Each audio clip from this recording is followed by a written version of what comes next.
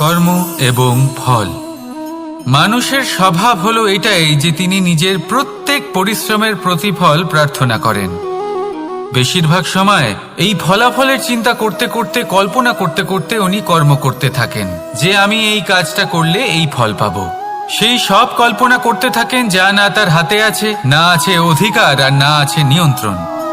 উনি শুধু নিজের কর্ম করতে পারেন। উনি কি ফল পাবেন তা তার হাতে কখনোই নেই। তাই আপনিও শুধুমাত্র কর্ম করতে থাকুন, ফলের চিন্তা করবেন না। মনে রাখবেন, শিকড় এবং শাখা যেভাবে একে অপরের সাথে জড়িয়ে, সেইভাবেই একে অপরের সাথে জড়িয়ে কর্ম এবং ফল। যেরকম কর্ম আপনি করবেন সেরকম ফল আপনি অবশ্যই পাবেন। তাই এই ফলের আশায় কর্মের সময় কখনোই নষ্ট করবেন না, কারণ যে ব্যক্তি সময় নষ্ট করেন, সময় সেই ব্যক্তিকে অবশ্যই নষ্ট করে দেয়। কর্ম করুন নিঃস্বার্থভাবে, ফলের চিন্তা করবেন না, আর আমার সাথে ভালোবেসে বলুন রাধা রাধা। কর্ম এবং ফল। দেখতে গেলে এই সমস্ত ব্রহ্মাণ্ড এই দুইয়ের মাঝেই স্থির হয়ে আছে। মানুষজন কর্ম করেন ভালো ফল লাভের আশায়, আর ভালো ফল লাভের আশায় উনি এটাই ভুলে যান যে উনি যে কর্ম করছেন তা কি করছেন। আমি বলেছিলাম কর্ম করুন ফলের চিন্তা না করে, কিন্তু কি কর্ম করছেন সেই বিষয়ে ভাবাটাও অত্যন্ত আবশ্যক।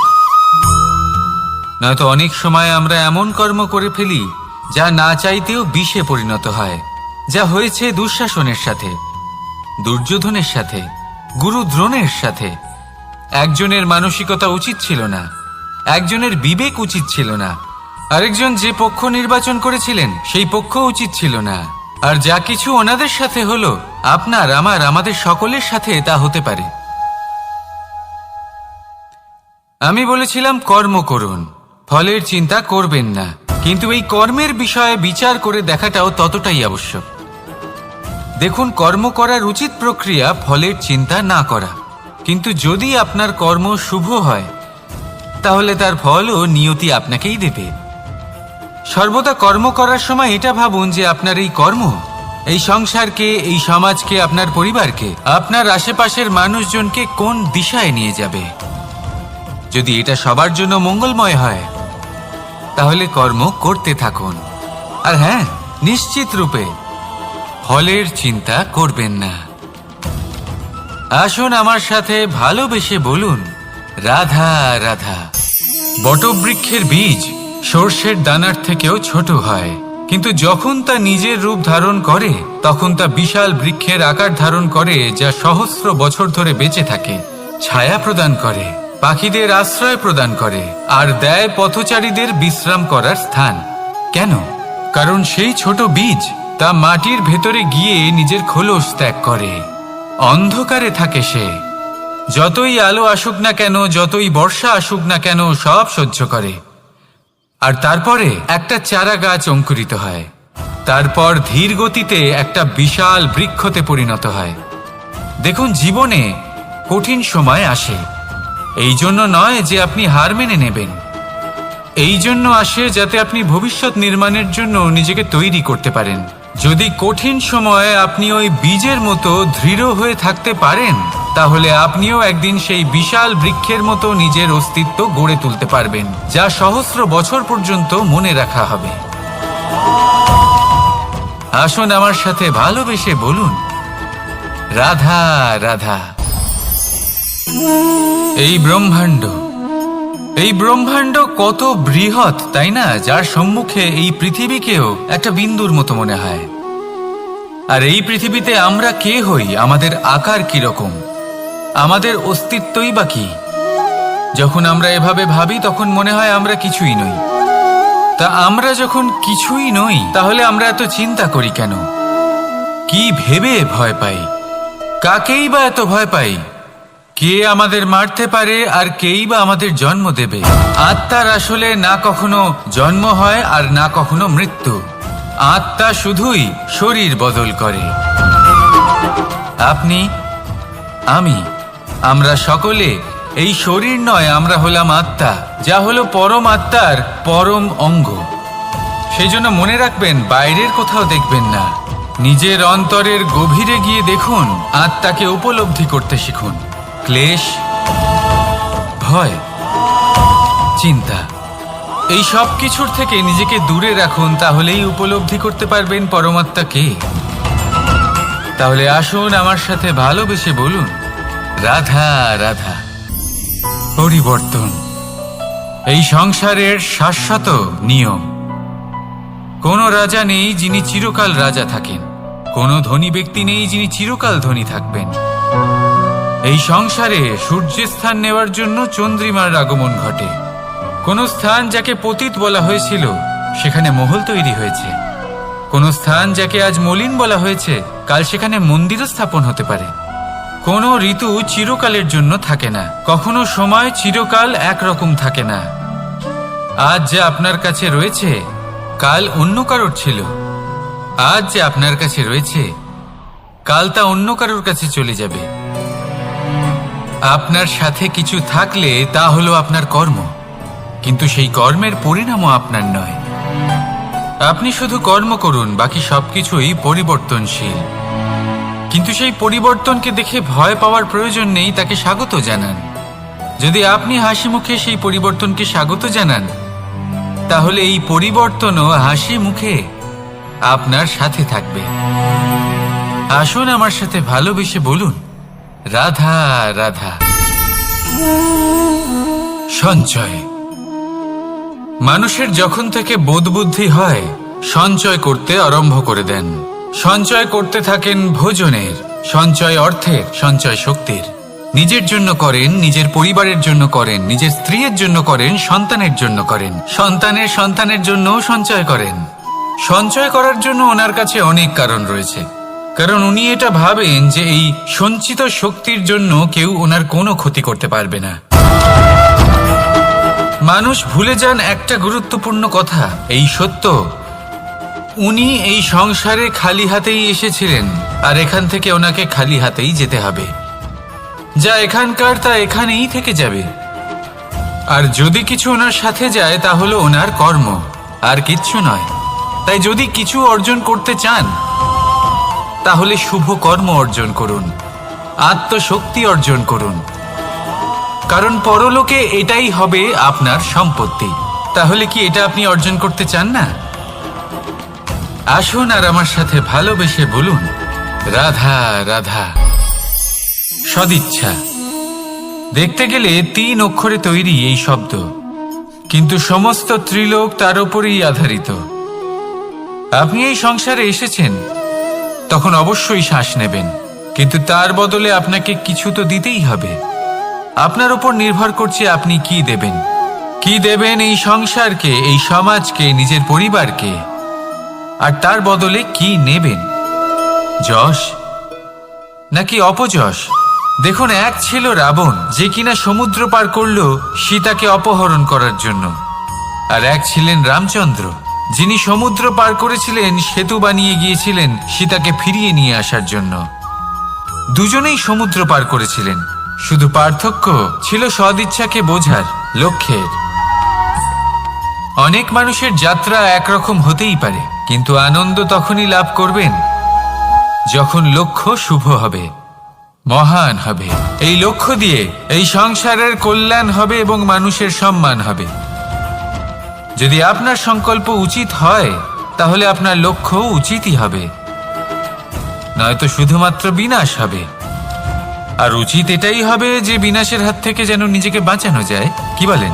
তাই জীবনে যে লক্ষ্য স্থির করছেন মনে রাখবেন তা যেন শুভ লক্ষ্য হয়। যদি এরকম হয় তাহলে আপনার যাত্রা, আপনার জীবন দুটোই শুভময় হবে। আসুন আর আমার সাথে ভালোবেসে বলুন, রাধা রাধা। সুরক্ষা। এই সুরক্ষা আসলে কি? এটা কি কোনো কবচ নাকি কোনো সীমা? এই সুরক্ষা আসলে অন্য কিছু।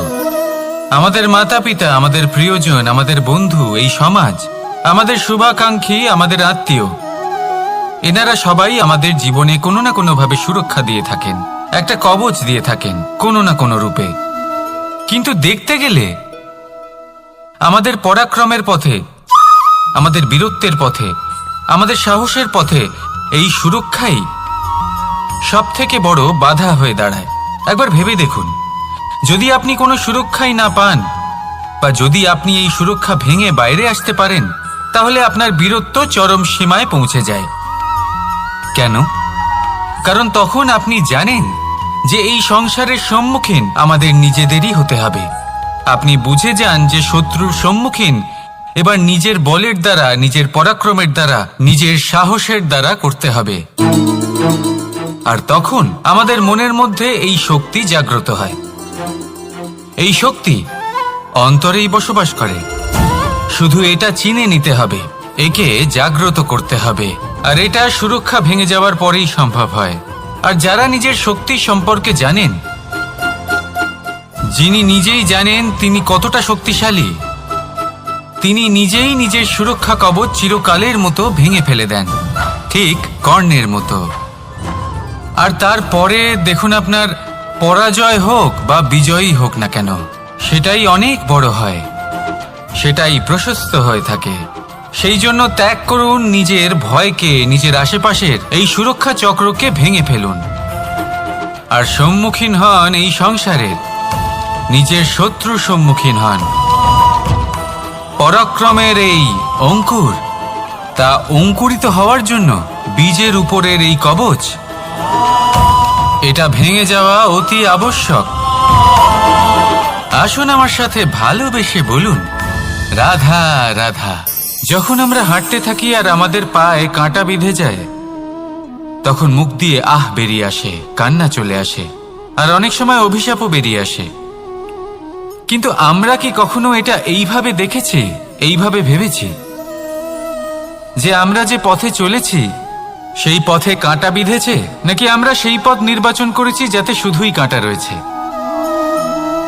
নাকি আমরা এভাবে ভেবে দেখেছি যে এই কাঁটা আমাদের কষ্ট দিতে এসেছে, নাকি এটা আমরাই বিছিয়ে রেখেছিলাম?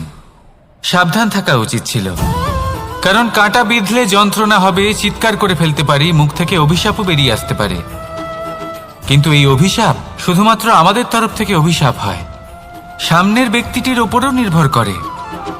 এবার সেই ব্যক্তি যদি এমন হয় যে ফুল আর কাঁটা এই দুই সমানভাবে গ্রহণ করতে পারে, তার কাছে অভিশাপও বরদানে পরিণত হয়। শেষ পর্যন্ত ব্যাপারটা দাঁড়ায় ভাবনা, চিন্তা, দৃষ্টিভঙ্গির ওপর। কারণ আপনার এই ভাবনাই সত্যি হয়ে সামনে আসে। সেই জন্য এই ভাবনা, চিন্তা, মানসিকতাকে গুরুত্ব সহকারে দেখবেন। এই বিবেচনা নিয়ে বিবেচনা করতে শিখুন। আমার কথার অর্থ হলো যে জীবনে যখন এরকম কিছু একটা ঘটবে, তখন ভেবে দেখুন যে এরকম কেন হলো। আপনি কি এমন কোনো কর্ম করেছিলেন যার কর্মফল এটা? এমন কোনো কাজ যা অনুচিত ছিল, অসত্য ছিল, যা অভদ্রতার কারণ ছিল? ভেবে দেখা প্রয়োজন। দেখুন, ইচ্ছে হলো আপনার যে আপনি কি করতে চান, ভাবনা আপনার, সত্য আপনার, জীবন আপনার, সিদ্ধান্ত আপনার। আসুন আর আমার সাথে ভালোবেসে বলুন, রাধা রাধা। সময়, এই সময় আসলে কি? এই সময় একটা সরল রেখা তো কখনোই নয়। সময় হলো একটা চক্র, যেখানে এর আদি সেখানেই হলো এর অন্ত, আর যেখানে তা শেষ হয় সেখান থেকেই তার শুরু হয়। এই সময় একটা অত্যন্ত বিচিত্র চিন্তা, বিচিত্র ভাবনা, একটা বিচিত্র বস্তু যা কেউ বুঝতে পারেন না। এই সময়ের লীলা, এর কোনো প্রমাণ নেই, কোনো জ্ঞান নেই, কোনো পরিমাপ নেই। শুধু এটুকু আমরা জানতে পারি, যেখানে শেষ হবে সেখান থেকে একটা নতুন সূচনাও হবে। যা আজ আপনার কাছে আছে, কাল অন্য কারোর কাছে যাবে, তারপরে তার কাছ থেকেও অন্য কারোর কাছে যাবে, তারপরে তার থেকেও ছিনিয়ে নেওয়া হবে। এই নিয়তির একজনের কাছ থেকে অন্যজনের কাছে আদান প্রদানের এই সময় হলো আপনার সময়। এই সময়ের সদ্ব্যবহার করুন, এই সময়কে বাঁচুন। আপনাকে শুধু এটাই সুনিশ্চিত করতে হবে যে আপনি কোন পক্ষে আছেন। আর সত্যি বলতে কি, আপনার জীবনের পরিণাম নির্ভর করে আপনার নির্বাচনের ওপর। আপনি কোন পক্ষ নির্বাচন করছেন। তাহলে মনে রাখবেন, জীবনে সেই পক্ষই নির্বাচন করবেন যা চয়ন করার পরে আপনি সুখ অনুভব করবেন, আপনি সন্তোষ লাভ করবেন, প্রসন্নতা লাভ করবেন। আর আমি এটাই সুনিশ্চিত করব যে এই পক্ষ যেন শান্তির পক্ষ হয়, এই পক্ষই যেন প্রেমের পক্ষ হয়।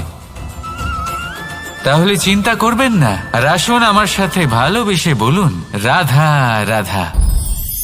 দৃষ্টি আর দৃষ্টিভঙ্গি, এই সমগ্র লীলা হলো এই দুইয়ের। বিচিত্র হতে পারে, কিন্তু এটাই সত্যি। এবার আপনাকে একটা উদাহরণ দিয়ে বোঝাই। অনেক সময় আপনি কোনো ব্যক্তিকে এটা বলতে শুনবেন যে আমি আমার নিজের উপরে গর্ব করি, আমি নিজেকে নিয়ে গর্ব করি, আমি খুব ভালোভাবে আমার মা বাবার সেবা করি, ওনাদের আমি সবসময় সুখী রাখি, ওনাদের আমি একটা বাড়ি দিয়েছি, সকল সুখ সুবিধা দিয়েছি, ওনাদের জীবনে প্রত্যেক জিনিস দিয়েছি আর দেব যা তাদের প্রয়োজন। এবার আমাকে বলুন যে আপনি কে হন। আপনি হলেন সেই বীজ যা আপনার মাতা পিতা রোপণ করেছেন। আপনার মা বাবাই আপনাকে এই সংসারে জন্ম দিয়েছেন। এবার এইসব কথার কি তাৎপর্য? এই হলো সেই ব্যক্তির দৃষ্টিভঙ্গি। এবার দেখা যাক এই প্রকৃতি আমাদের কি শেখায়। কখনো কোনো গাছকে দেখবেন, যখন সেই গাছে ফল আসে, সে মালিকে এটা বলে না যে দেখো আমি তোমাকে ফল খেতে দিচ্ছি। সেই বৃক্ষ এটা বলে না যে দেখো আমি তোমায় আহার করতে দিচ্ছি, কারণ ও জানে যে এটা হলো সেই মালির পরিশ্রম, এটা হলো তারই কর্মের ফল, আর এটা তারই পাওয়া উচিত। সে বলে যে তোমার জিনিস তোমাকেই অর্পণ করলাম, এ আমার জিনিস নয়। ও জানে সেই মালির গুরুত্ব আসলে কি। এটা হলো তার দৃষ্টিভঙ্গি। সেই জন্য আপনি জীবনে কোন ব্যক্তির মধ্যে, কোন পশু পাখির মধ্যে, কোন প্রাণীর মধ্যে, কোন পরিস্থিতিতে, কোন আবেগের মুহূর্তে কি দেখতে পাচ্ছেন, সেটা আপনার দৃষ্টিভঙ্গির উপরে নির্ভর করছে। তাই নিজের মনে ধনাত্মক ভাব জাগ্রত করুন, শুভ চিন্তা নিয়ে আসুন। এই ভাবনাই সত্য হয়ে সামনে আসবে। এই দৃষ্টিভঙ্গি এমন হয়ে যাবে যে আপনার জীবনে সবকিছুই শুভ হবে। তাহলে আসুন আর আমার সাথে ভালোবেসে বলুন, রাধা রাধা। প্রতিশোধ অথবা কাউকে দুঃখ দেওয়ার ভাবনা, যদি এটা আপনার মনে থাকে, তাহলে আপনি নিজের মনেই যন্ত্রণার একটা বিশাল বৃক্ষ রোপণ করছেন, এটা মনে রাখবেন। কারণ কাউকে দুঃখ দেবার এই ভাবনা, এটা হলো সেই বীজ যা আপনার মনেই পতিত হবে, আপনার মনেই অঙ্কুরিত হবে, আর আপনার মনেই একটা বিশাল বৃক্ষরূপে বেড়ে উঠবে। জীবন আপনার, কর্ম আপনার, কাউকে দুঃখ দেবার ভাবনা আপনার ছিল, এই বৃক্ষ হলো আপনার, তাই এর ফলও আপনিই পাবেন, যা গ্রহণও আপনাকেই করতে হবে। মনে রাখবেন, যে মানুষ এটা ভাবে যে আমি ওকে দুঃখ দেব, ওকে কষ্ট দিতে চাই আমি, সেই মানুষই দুঃখ আর কষ্ট পেয়ে থাকে। যদি সেই জায়গায় আপনি এটা ভাবেন যে আমি কাউকে সুখী করে তুলতে চাই, কাউকে সুখ প্রদান করতে চাই, তাহলে তারও বীজ আপনার মনেই রোপণ হবে, বৃক্ষে পরিণত হবে, যার ফলও আপনিই পাবেন। এখানে বিষয়টা হলো শুধু মানসিকতার চিন্তা, যা সত্য হয়ে আপনার সামনে আসে। তাহলে এই মানসিকতা শুভ করুন, সবার জন্য মঙ্গল কামনা করুন। অন্যের মনে আপনার জন্য ভালো চিন্তা থাকুক বা না থাকুক, আপনি সবার জন্য শুভ চিন্তা করে কর্ম করতে থাকুন, তাহলে আপনার সাথেও ভালোই হবে। তাহলে আসুন আর আমার সাথে ভালোবেসে বলুন, রাধা রাধা। সুখ আর অভিজ্ঞতা, এই দুই জীবনে একসাথে কখনোই আসে না। মনে রাখবেন, যেখানে সুখ থাকে সেখানে অভিজ্ঞতা থাকে না, আর যখন এই সুখ আমাদের জীবন থেকে দূরে চলে যায়, তখন আমাদের জীবনে আসে এই অভিজ্ঞতা। পরমাত্মা, প্রকৃতি, নিয়তি এই অভিজ্ঞতাকে আমাদের জীবনে পাঠান, যাতে আমরা একটা অত্যন্ত গুরুত্বপূর্ণ শিক্ষা, একটা জ্ঞান প্রাপ্ত করতে পারি। এই অভিজ্ঞতা আমাদের শেখায় যে অতীতে এমন কি হয়েছিল যা আমাদের করা উচিত হয়নি। আমাদের শেখায় ভবিষ্যতে এমন কি আছে যা আমাদের করা উচিত আর কি করা উচিত নয়। দেখতে গেলে এই অভিজ্ঞতা আমাদের সেই শিক্ষা দেয় যার জন্য আমরা সুখের দিকে উচিতভাবে অগ্রসর হতে পারি। সেই জন্য জীবনে যখনই দুঃখ আসবে, দুঃখের এই সময় আসবে, তখন হতাশ হবেন না। বোঝার চেষ্টা করুন এই পরিস্থিতি কেন এসেছে, কি শিক্ষা দিতে এসেছে। যদি আপনি সেই জ্ঞান লাভ করেন, সুখের পথে অগ্রসর হন, তাও উচিত রূপে, তাহলে এই অভিজ্ঞতার উদ্দেশ্য পূরণ হয়ে যায়। তাহলে আসুন আর আমার সাথে ভালোবেসে বলুন, রাধা রাধা। জীবনে শিখরে পৌঁছানোর জন্য মানুষের কি প্রয়োজন হয়ে থাকে? সিঁড়ির। কিন্তু তাও প্রত্যেক মানুষ, প্রত্যেক ব্যক্তি শিখরে পৌঁছতে পারেন না। এর কারণ কি? কারণ একটা হতে পারে যে মানুষ কল্পনা করতে থাকেন কিন্তু সিঁড়ি খুঁজে পান না। কিছু মানুষ খুঁজে নেন কিন্তু তা পেয়ে এতটাই প্রসন্ন হয়ে যান যে তারপর আর কোনো কর্মই করেন না। খুব সোজা ব্যাপার। অনেক মানুষ সিঁড়ি খুঁজে পান না, আর যদি পেয়েও যান তাও যতক্ষণ না তাতে চড়ছেন সেই শিখরে পৌঁছবেন কি করে? যতক্ষণ না আপনি পরিশ্রম করছেন, যতক্ষণ না সেই সিঁড়িতে আপনি চড়ছেন, যতক্ষণ না ক্লান্ত হচ্ছেন, আপনার পায়ে হাঁটুতে ব্যথা না হচ্ছে, ততক্ষণ এই শিখরে পৌঁছানোর সৌভাগ্য লাভ করতে পারবেন না। তাহলে কল্পনার সাথে কর্ম করুন, পরিকল্পনার সাথে পরিশ্রম করুন, সব কিছু পাবেন। আসুন আমার সাথে ভালোবেসে বলুন, রাধা রাধা। সমস্যা, কঠিন সময়, সংকট, বিপদ কার জীবনে নেই? প্রত্যেকের জীবনে আছে। কিন্তু আমাকে একটা কথা বলুন, যদি নৌকায় ঢেউকে ভয় পেতে শুরু করে তাহলে সাগর পার করবে কে? কখনো কোনো ছোট্ট পিঁপড়েকে দেখেছেন যে আকারে হয়তো ছোট হতে পারে কিন্তু বড় শিক্ষা দিয়ে যায়? কিন্তু আমরা শিখি না। এবার দেখুন একটা পিঁপড়েকে যে ভোজনের খোঁজে বাইরে বের হয়, একটা ছোট্ট দানা তুলে নেয়। ছোট দানা তোলে কারণ তার থেকে বেশি সে তুলতেই পারবে না। সে দানা নিয়ে চলতে শুরু করে, কোনো দেওয়ালে উঠে পড়ে, আবার পড়েও যায়। সেই দানা দূরে কোথাও একটা পড়ে যায়, তা আবার খোঁজে, তুলে নেয়, আবার চলতে থাকে। পড়ে যায় আবার ওঠে, পড়ে যায় আবার ওঠে। সেই দানাটা রেখে দেয়, আবার বেরিয়ে পড়ে ভোজনের খোঁজে। পরিশ্রম করতে থাকে কিন্তু হার মানে না। এই শিক্ষাই তো আমাদের প্রাপ্ত করতে হবে। নিরন্তর পরিশ্রম আর নির্ভীক হয়ে কর্ম করে যেতে হবে। এটাই হলো সাফল্যের মাধ্যম, এটাই হলো জয়ের মন্ত্র, অচ্যুত অজয় অস্ত্র। তাহলে আসুন আর আমার সাথে ভালোবেসে বলুন, রাধা রাধা। আমরা সকলে চাই আমাদের জীবনে সাফল্য আসুক। আমরা চাই যে এই সংসারে আমাদের খ্যাতি ছড়িয়ে পড়ুক। আমরা চাই যেন আমরা আলোচিত হই। কিন্তু শুধু চাইলেই কি যায় আসে? যদি এই সংসারে আলোচিত হতে হয় তাহলে পরিচিত হতে হবে পরিশ্রমের দ্বারা। যতক্ষণ না আপনারা পরিশ্রমের সাথে পরিচিত হবেন, সাফল্যের সাথে পরিচিত হবেন না। সংঘর্ষ করতে হবে প্রতিদিন, প্রতি বছর। জীবনের সব পরিস্থিতিতেই হয়তো নতুন নতুন বাধা আসবে, নতুন নতুন বিঘ্ন ঘটবে। কিন্তু এটা আবশ্যক নয় যে সমস্ত বিঘ্ন বিনাশের জন্য আসবে।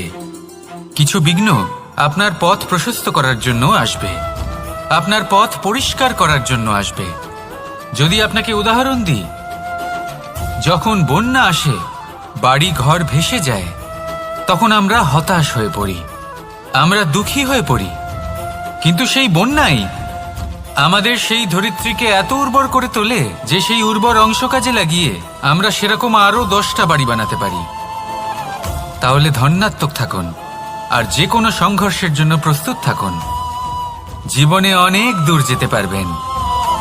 তাহলে আসুন আমার সাথে ভালোবেসে বলুন, রাধা রাধা। জীবনে কখনো কখনো আমরা সেই পরিস্থিতিতে ফেসে যাই যখন আমাদের মনে হয় যে আমাদের নতুন কিছু একটা করতে হবে, কিন্তু আমরা করতে পারি না। কারণ কোথাও না কোথাও আমরা রীতির দ্বারা আবদ্ধ, আর আমরা সেই রীতি ভাঙতে চাই না। কেবল একটাই প্রশ্ন আসে মনে, আশেপাশের মানুষ কি বলবে, আশেপাশের মানুষ কি ভাববে? আপনাকে একটা প্রশ্ন করি, কারা এই মানুষজন? আপনার জন্মের সময় এই মানুষজন কোথায় ছিলেন? যখন আপনি কোনো সমস্যায় পড়েন তখন এই মানুষজন কোথায় থাকেন? এগিয়ে এসে কি আপনাকে সাহায্য করেন, নাকি সেই সমস্যার সমাধান আপনি নিজেই করেন? এইসব মানুষজনের চিন্তা ত্যাগ করুন যদি আপনি জীবনে বাঁচতে চান। ভেবে দেখুন জীবনে কি কি শুভ আছে আর কি কি শুভ করতে পারেন। যদি তা স্রোতের বিপরীতে হয় তাহলে সংঘর্ষ করুন, কিন্তু এইসব মানুষজনের কথা ভাববেন না। ভেবে দেখুন জীবনে আপনি কি কি শুভ কাজ করতে পারেন। এটা ভাবুন যে আপনি কখনো এমন কোনো কাজ করে ফেলেননি তো যার জন্য কারো হৃদয় আহত হয়েছে। শুভর দিকে নিজের চিন্তা কেন্দ্রীভূত করুন, আপনার জীবনে সব কিছু শুভই হবে। তাহলে আসুন আমার সাথে ভালোবেসে বলুন, রাধা রাধা। আজকাল আপনি দেখে থাকবেন যে মা বাবা শুধুমাত্র সন্তানকে ভালোবাসেন তা নয়, তাদের মোহেও জড়িয়ে পড়েন। বিদ্যালয়ে যখন পাঠান তখন সমস্ত সুযোগ সুবিধা দিয়েই পাঠান। চেষ্টা করেন যে সবসময় যেন সন্তান তাদের চোখের সামনেই থাকে, কিন্তু ভুলে যান এক অত্যন্ত গুরুত্বপূর্ণ কথা, যে সন্তানকে এক নতুন দৃষ্টিভঙ্গি দেওয়াই হলো ওনাদের কর্তব্য। সেই জন্য পুরাতনকালে শিষ্যদের গুরুকুলে পাঠানো হতো, বাড়ির থেকে দূরে। কারণ বাড়ি ছেড়ে যাওয়া এক সন্তানের জন্য, এক শিষ্যের জন্য অত্যন্ত শুভ লক্ষণ হয়।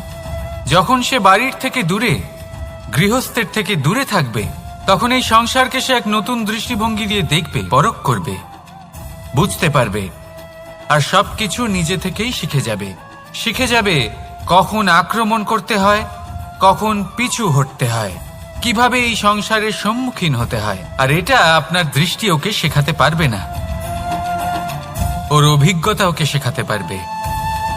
তাই মনে রাখবেন, যদি আপনি চান যে আপনার সন্তানের বিকাশ হোক, তাহলে অনেক সময় ওকে নিজের থেকে দূরে নিয়ে যেতে হয়।